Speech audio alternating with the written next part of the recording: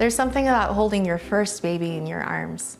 All of a sudden you're overcome with love and something else, protectiveness, a type of hyper-awareness. Suddenly there's danger everywhere. It's the obvious things like sharp corners and electrical sockets, but it's also the more invisible things.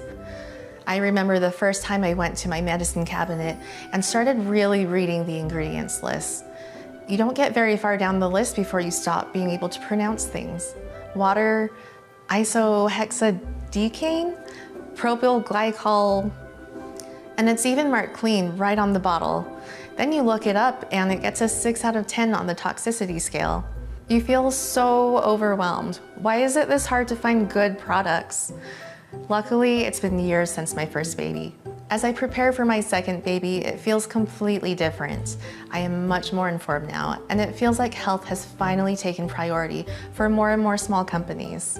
There is nothing better than baby kisses and snuggles with your little one, but this time around, it's going to be without worry that those precious, slobbery kisses is going to expose them to anything harmful, something that could affect their tiny, delicate systems. It's funny how wanting better for your kids can make you want better for yourself, too. It's also a relief when you can stop worrying and get back to just enjoying being a family.